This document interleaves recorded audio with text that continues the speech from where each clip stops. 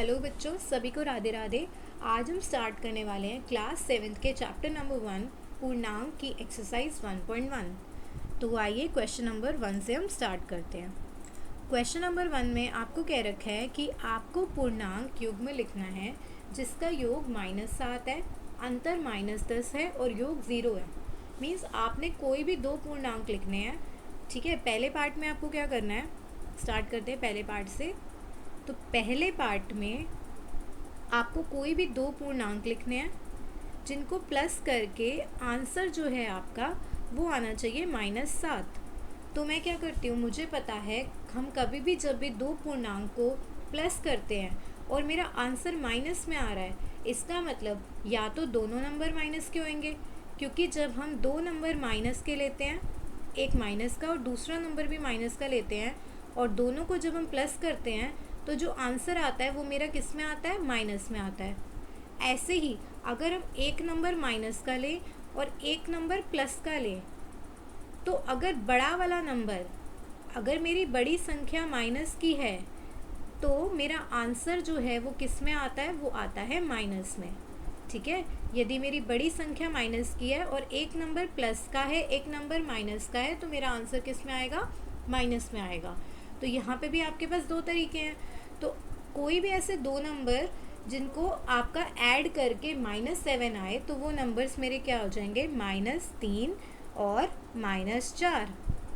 ठीक है, एक और एग्जांपल ले सकते हैं आप जिसमें नंबर्स को प्लस करके आपका आंसर आना चाहिए -7। तो मैं क्या करती हूँ, बड़ा वाला नंबर ले लेती हूँ -10, मतलब बड़े वाला नंबर 10 ले लेती हूँ, उसके आगे मैं लगा देती हूँ माइनस, और एक नंबर ले लेती हूँ मैं 3। तो जब भी मैं -10 और 3 को प्लस करूँगी तब भी मेरा आंसर क्या आएगा, -7। आप ऐसे और भी एग्जांपल्स ढूंढ सकते हैं। नेक्स्ट है जिसमें अंतर आपका -10 होना चाहिए। इसका मतलब एक नंबर यहाँ है, उसको माइनस करना है किसी और नंबर से, और मेरा आंसर आना चाहिए -10। ठीक है, तो यहाँ आप बताओ हम क्या ले सकते हैं। तो एक नंबर अगर मैं ले लूँ -7 और दूसरा नंबर मैं ले लूँ 3, तो क्या होएगा, ये एक नंबर माइनस का, ये नंबर प्लस का है, लेकिन इसके साथ मिलके क्या हो गया, माइनस हो गया। और माइनस माइनस करते हैं तो क्या होता है, प्लस होता है। तो 7 और 3 को करेंगे तो आंसर तो 10 आएगा, लेकिन क्योंकि दोनों नंबर अब माइनस के हो चुके हैं तो मेरा आंसर क्या आ जाएगा, -10। ठीक है, चलो उसके बाद तीसरा सबसे इजी क्वेश्चन, कोई भी दो नंबर का योग 0 कब होता है, ये तो सबको पता है। दो नंबर का योग 0 कब होएगा, जब एक नंबर प्लस का और एक नंबर माइनस का हो। जैसे मैंने ले लिया एक नंबर 5 और एक नंबर ले लिया -5, दोनों को प्लस करेंगे तो आंसर कितना आएगा, 0। ऐसे एक नंबर ले लिया -4, दूसरा नंबर ले लिया 4, दोनों को प्लस किया, आंसर आ गया मेरा 0। ठीक है, तो हमें युग्म पूर्णांक के युग्म निकालने थे जिनका योग -7 है, ठीक है, जिनका अंतर -10 है और जिनका योग 0 है। आप ऐसे और भी बहुत सारे एग्जाम्पल्स ढूंढ सकते हैं। मैंने आपको तरीका बता दिया कि आप इन क्वेश्चंस को कैसे करोगे। अब आते हैं अपने क्वेश्चन नंबर 2 पे। क्वेश्चन नंबर 2 में आपको कह रखा है कि एक ऐसा ऋणात्मक पूर्णांक लिखिए जिसका अंतर 8 है। देखिए, अब ये ऋणात्मक, देखिए यहाँ पे भी है ऋणात्मक, धनात्मक, ये सब पूर्णांक क्या होते हैं। तो जब भी हम अपनी संख्या रेखा बनाते हैं तो संख्या रेखा में हमारे पास 0 होता है, 0 के बाद सारे नंबर्स जो होते हैं वो प्लस वाले होते हैं।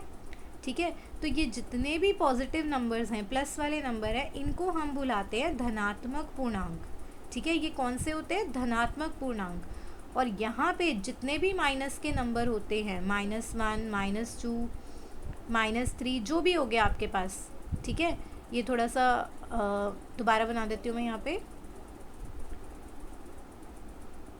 तो जब भी आप अपनी संख्या रेखा बनाएंगे तो इसमें ये थोड़ा सा ना टेढ़ा बन रहा है, आप इसको ठीक कर लेना। -1, -2 जो भी होगा, तो ये वाले जो पूर्णांक होते हैं आपके नेगेटिव वाली साइड में, इसे हम बोलते हैं ऋणात्मक पूर्णांक। ठीक है, जो माइनस वाले नंबर्स होते हैं इनको हम बुलाते हैं ऋणात्मक पूर्णांक, और जो प्लस वाले नंबर होते हैं इनको हम बुलाते हैं धनात्मक पूर्णांक। ठीक है, तो अब देखिए पहले क्वेश्चन में आपको क्या कह रखा है। पहले क्वेश्चन में कह रखा है कि एक ऐसा ऋणात्मक पूर्णांक लिखिए जिसका अंतर 8 है। तो क्या करना है आपने, अंतर 8 होना चाहिए और नंबर, अंतर मतलब माइनस करना है, आंसर कितना आना चाहिए आपका 8। और पूर्णांक के जो युग्म हैं वो कैसे हैं, ऋणात्मक, मतलब दोनों ही नंबर आपके माइनस के होने चाहिए। तो आप ये सोचिए आंसर आपका 8 आ रहा है, कैसे आएगा आंसर 8, कैसे करेंगे। एक नंबर को अगर मैं ले लूँ 0, 0 तो नहीं ले सकते। 0 क्यों नहीं ले सकते हम, क्योंकि 0 हमारा बीच का नंबर है ना, वो ना तो आपका धनात्मक में काउंट होता है ना ही आपका ऋणात्मक में काउंट होता है। तो हम क्या लेंगे अब, तो हम कौन से नंबर्स लेंगे, हम लेंगे पहला नंबर होएगा हमारे पास -4, ठीक है। और दूसरा नंबर क्या होएगा हमारे पास, दूसरा नंबर होएगा हमारे पास -12, ठीक है।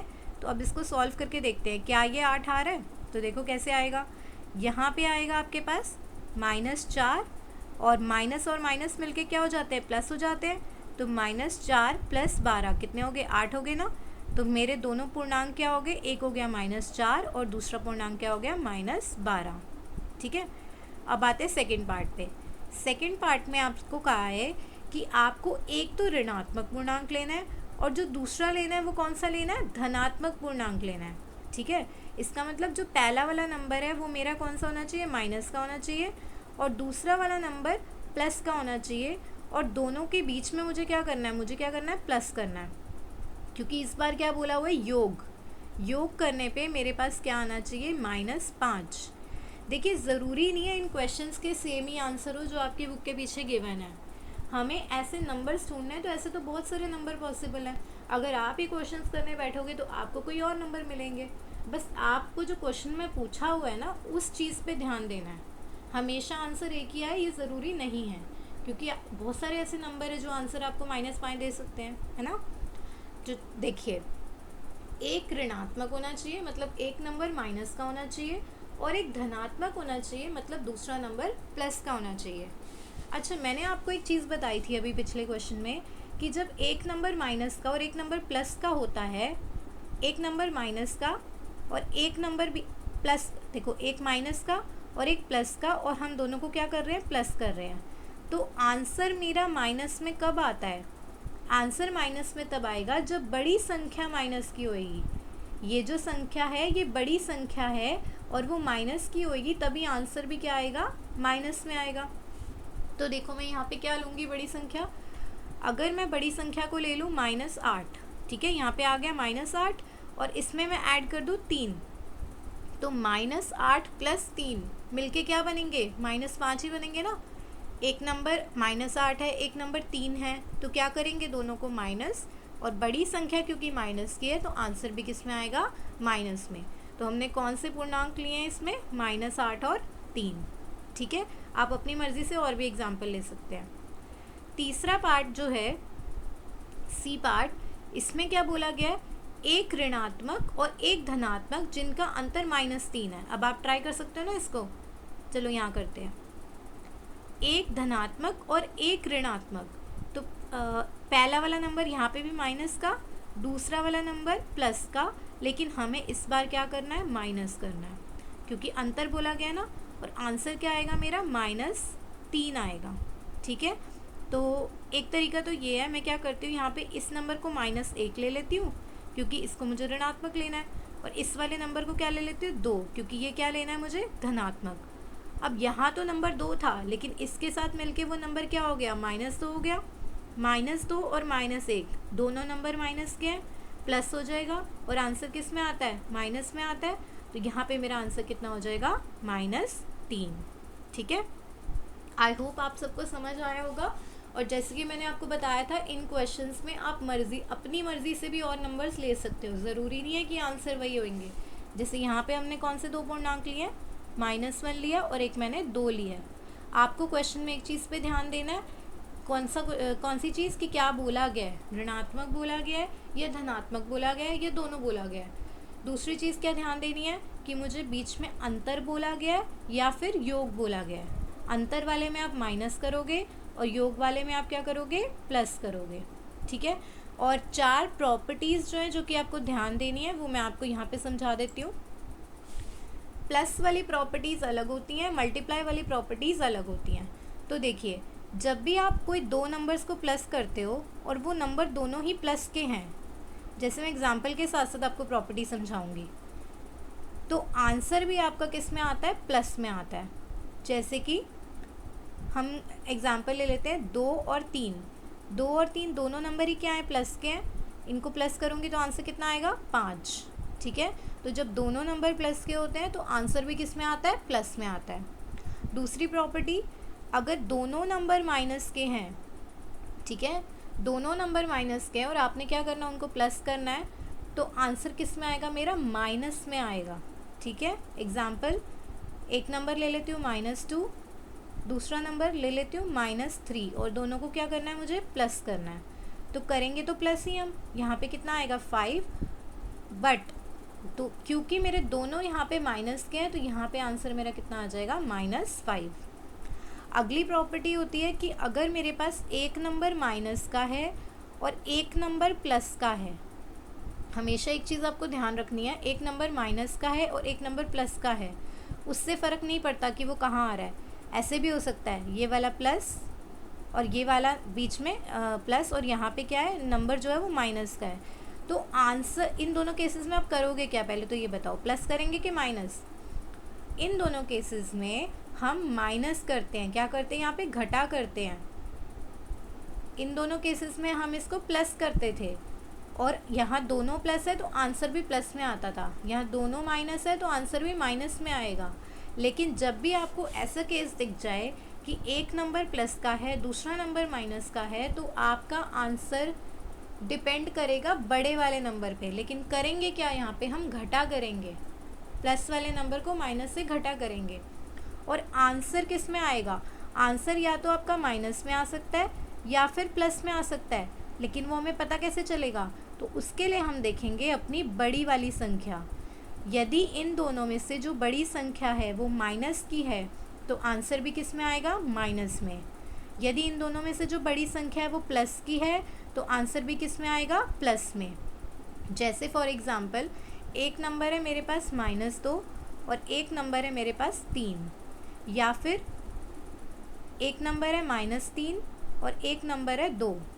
ठीक है, ये दोनों क्वेश्चन दिखने में एक जैसे लग रहे हैं, लेकिन यहाँ पे क्या फ़र्क है, जो बड़ी संख्या 3 है वो यहाँ पे प्लस की है और यहाँ पे कैसी है वो संख्या, माइनस की है।